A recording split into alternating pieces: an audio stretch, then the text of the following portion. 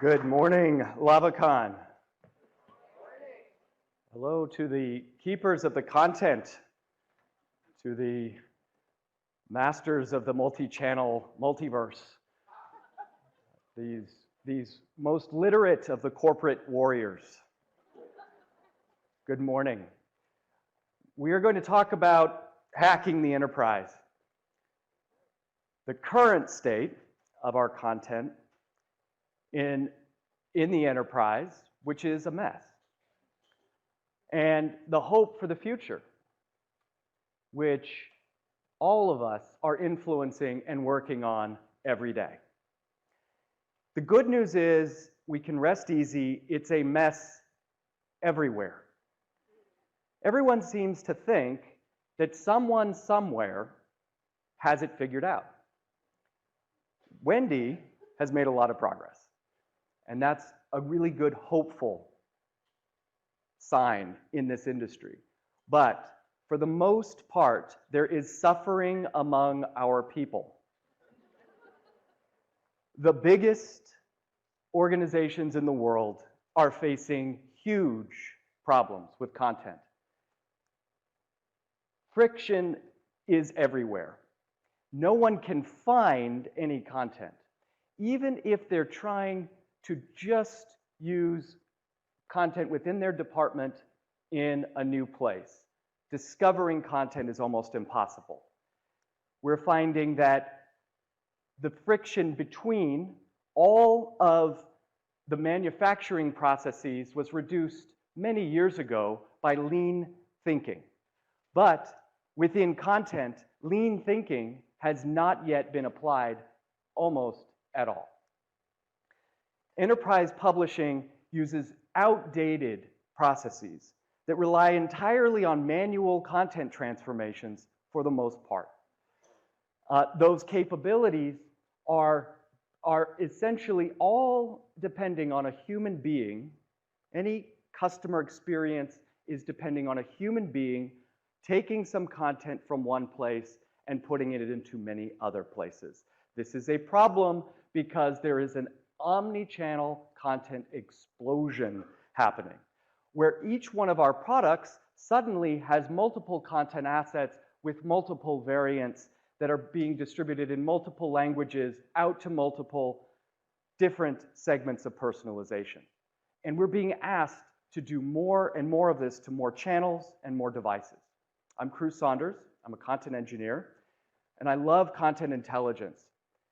I work with A, which is simpleA.com, and we work with some of the largest and most complex content sets in the world with some of the most significantly sized organizations that are all struggling with similar issues. And over the last year, we've interviewed 100 executives that are managing content and many, many more in surveys.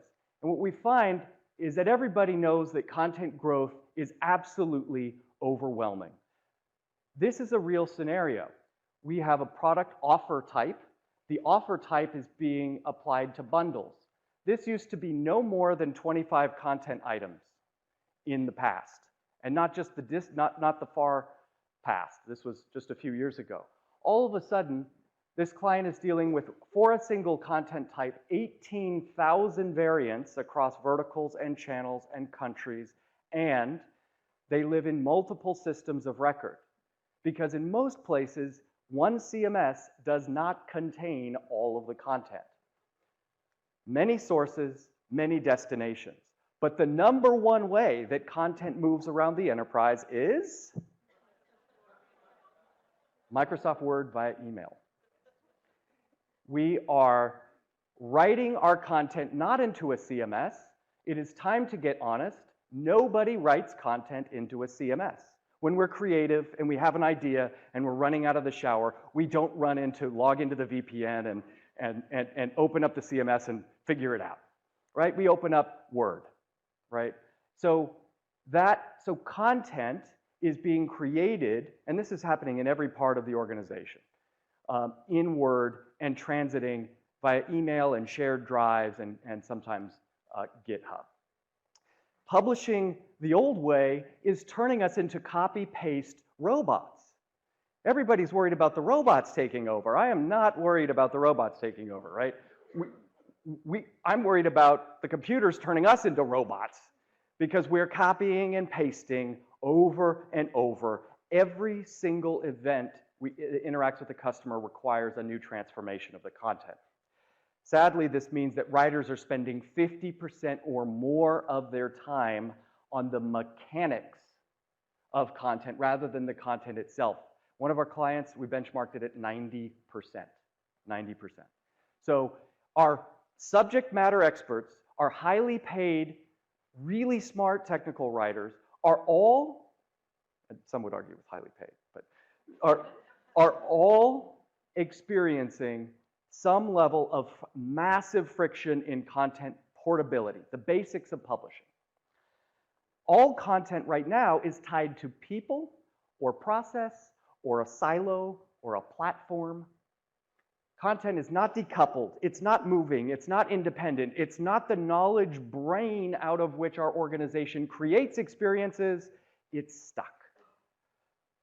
The world is operating on what we would call brute force content management. There's a question as to whether or not we're omni-channel customer experience professionals or whether we are omni-channel copy and pasters.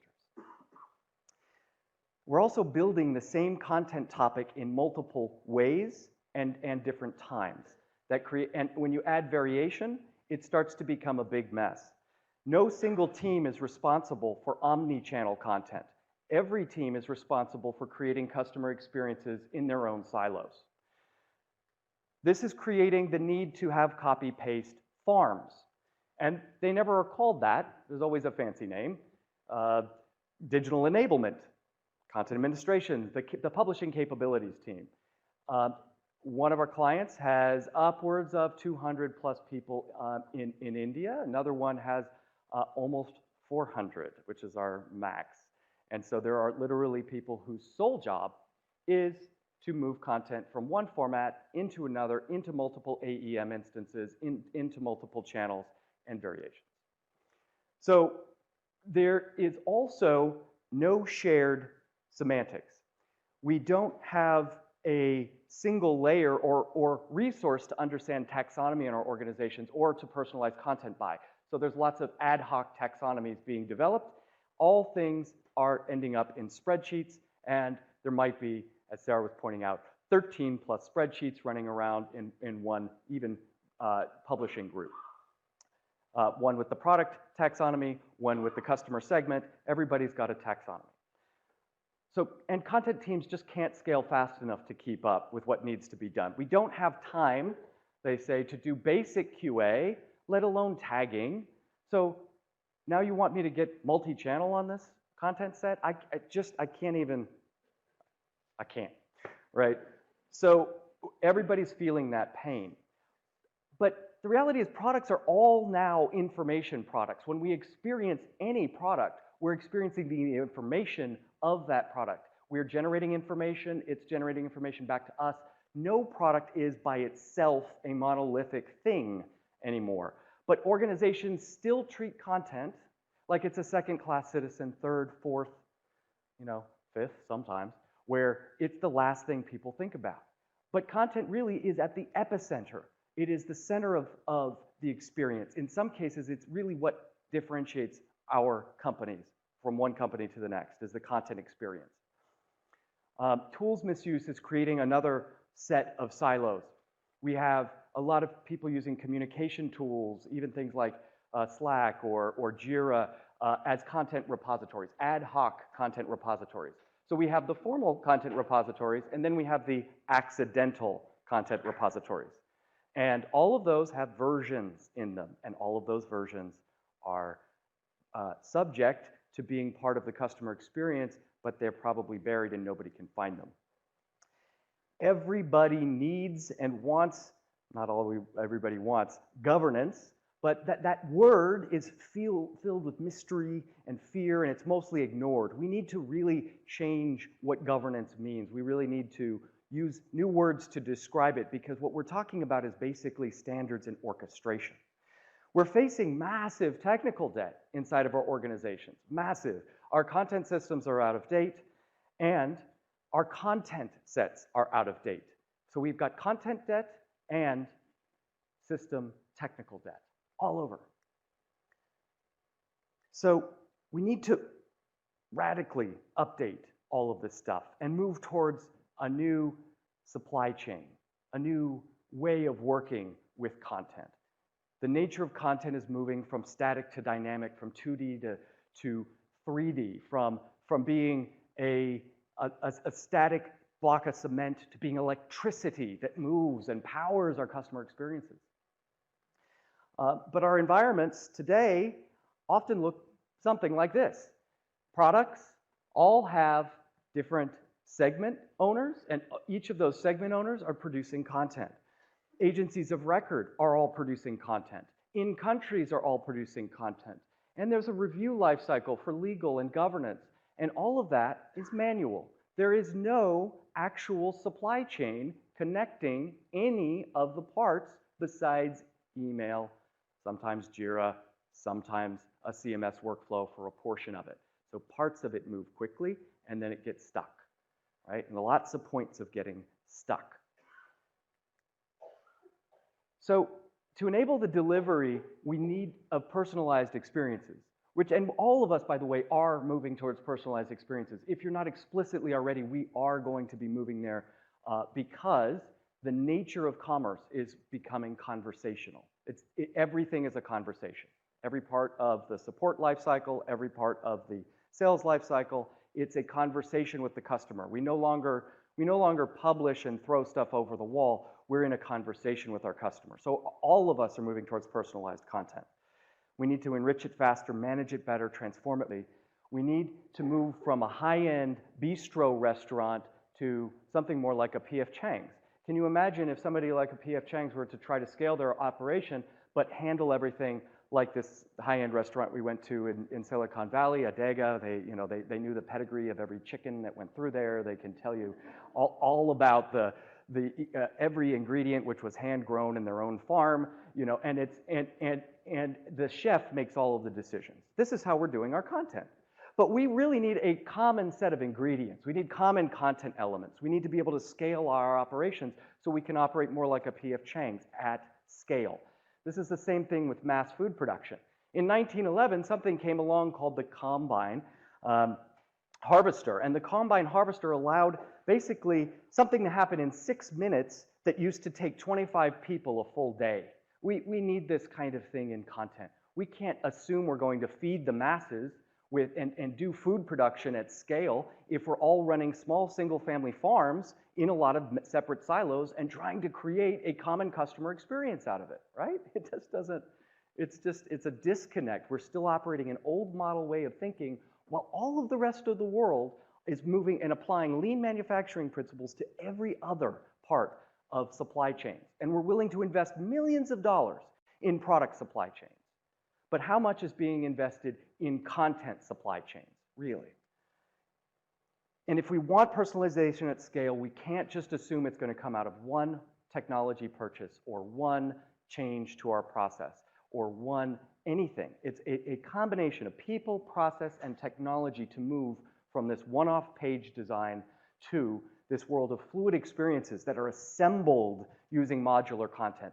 That is the key word, assembled. We are no longer publishing, we are assembling experiences out to a customer's unique context. That requires looking at content with a new life cycle, with an understanding of how we plan, author, and manage the content, but what our content is doing along every stage of that. Whether it's in one stage we're optimizing for context, for author experience, for management, for delivery. We need to decouple our content from our systems, our schemas from our systems, our semantics from our systems. These things shouldn't live in one system of record, in one taxonomy place, or in one. We need to be able to share these among the organization to create coherence within our content sets so that we can ultimately take different kinds of elements like titles and have them appear in all of these places, and our descriptions and our prices and our offers or any other element any other element that describes the customer experience. They have to adapt intelligently. They need to be able to machine. We need to be able to code interactions with our content sets because they're modular and they're able to flow through channels and experiences.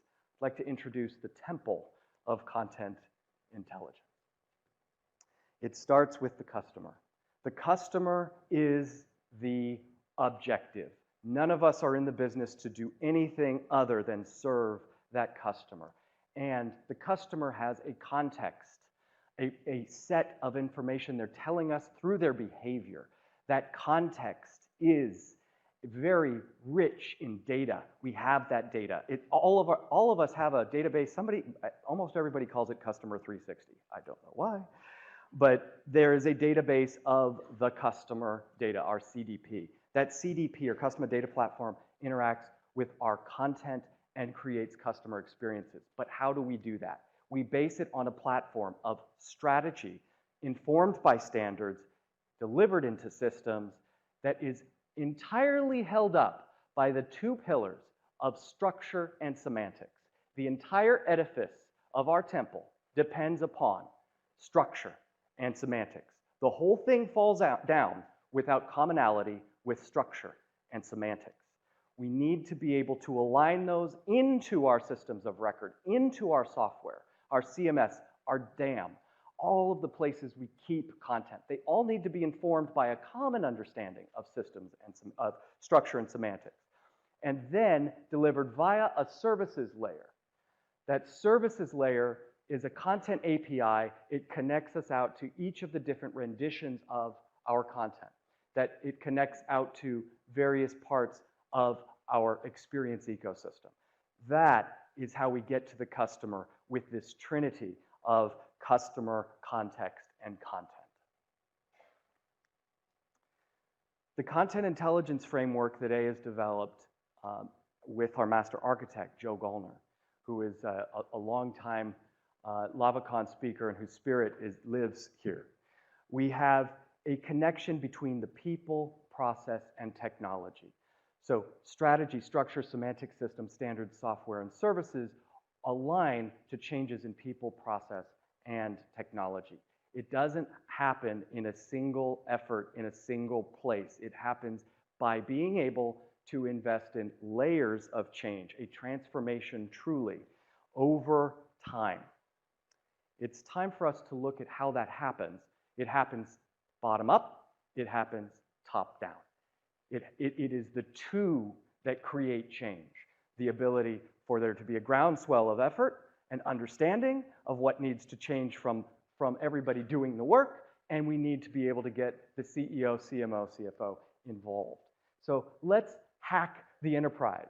How do we work towards this big shift? Well, the big shift is going to happen when the actual content itself moves from the P&L statement to being on the balance sheet.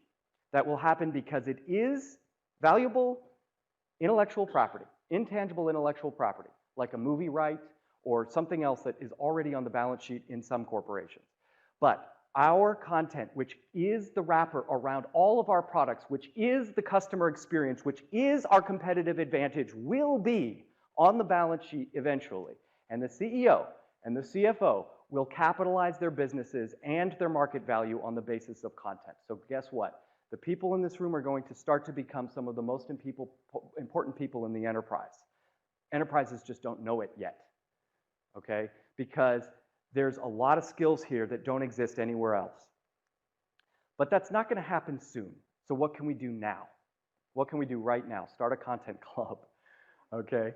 So we need to just put some words around the problem, describe it, brainstorm together, learn together from webinars and articles and books, quantify metrics around content. These are all things we can do right now by starting a conversation around lunch. Hey, I'm just going to show up at a certain time, at a certain place in the cafeteria. Does anybody want to talk? Build a bigger conversation. Inside organizations, there's other people trying to solve this problem around. It's not just TechComms. There are people in marcomm suffering. There are people in localization. Localization teams are dealing with a lot of this, and they hate being left out of the conversation so early in the game. We really need to find those places where the conversation's happening and begin to link it together, link those conversations together. Start to quantify the problem. We need to understand what our content does for the organization. Can we quantify what it does, what work it performs? Our content is a worker in the world. What work is that content doing? And then we need to understand the cost it takes to create that content. And we need to understand the cost to transform it and to publish it, and just start jotting those numbers down, because those will be very valuable for the conversations ahead. We need to learn the practices within this industry. We are not writers. Writers are valuable, wonderful parts of creating experiences, but we are using writing as a part of a strategy. What is content strategy? And all of it is aimed at reducing customer effort, reducing the amount of effort it takes for a customer to work with our organization, which increases the velocity of the transactions in our organization. All of content engineering is about reducing internal effort. All of the effort inside of the business that it takes to manage content as it gets out the door. We should look deeply at our workflows. What kind of things are we doing to actually manage content in each of the places? And can we start to write that down? Author context really matters. We need to give our authors cues for creating good experiences based on metadata that's coming from a common source. We need to find ways to streamline content workflows. And we might have ideas about that. We can put those down on paper. We can hack together some starting content diagrams, right? There are so many good resources on content modeling out there. We do a kind of content modeling that is pretty extreme, but content modeling is a way of understanding content types, their relationships, their attributes, and how those turn into collections and views out to the world, or experiences. All of that needs to come from a source. We might as well start jotting it down based on what we see around us. And you know, we can begin to work towards gaining buy-in one step at a time, one conversation at a time, making little bits of processes less cumbersome than they are today, and measuring the progress in real terms. We can share and organize semantics. If there's a spreadsheet out there and you know somebody else has a spreadsheet, say, well, what if we were to put those together and put it up on a shared drive and look at that in one, and make those tabs in one spreadsheet instead of, you know, and then what if we were to start sharing terms and talk about it once in a while? Just that kind of thing makes a big difference. And then it does make sense to start the inventories, right? Understanding the expressions and renderings of content, where those are. What are our customer experiences and journeys? What are the exemplars of our content? How does content actually manifest itself? There's a white paper, that's an exemplar. There's an email campaign, that's something. There's something our CSRs see up on their screen. That's another permutation of our knowledge. We're creating a brain. We're creating an enterprise brain that expresses itself in all of these places. Ultimately, it'll be a graph, but that's another conversation. Build bridges. Bridge builders are the new power brokers. If we want power inside of our organizations, we need to start connecting the dots. If we're building a brain, we need to understand how to connect the nodes of that brain. In a human organization, the nodes are people. And people and silos or groups, working teams. Connecting those dots makes you a power broker. It is time for TechComms to rise up. Technical communicators have the knowledge needed for all of this. We understand the structure and the taxonomy and the workflows around content. We've got ideas around and mental models that other people actually do not have to understand content. That's exciting, right? That's very useful. Marketing wants to catch up. They're working on it. Some of them are investing in a big way. We get hired by marketing more than we get hired by TechComm, actually. So they're trying, and we introduce the TechComm team a lot. But the TechComms is still way ahead, and we need to use that in our advocacy within the organization. If we think that we're creating documentation, we're not. We're we're generating an onboarding and training experiences from knowledge sets. Those onboarding and training experiences are leading directly to customer retention. So we're not doing documentation. We're doing onboarding and training and customer retention. We're crafting experiences. The objective is never the document, the help article. It's a customer experience that represents in a journey, in a conversation. We're not doing marketing. We're personalizing the value of every organization. We're not doing customer support. We're crafting just-in-time customer experiences, expressing our fundamental products and services. So let's rise, let's form a movement, let's lead the intelligence revolution. There is a whole world of content inside of an enterprise, and it needs to be connected. It needs to be unified. Our systems need to be unified against master models, and we need to be able to create out of many one, e pluribus unum. Thanks everybody for your time today.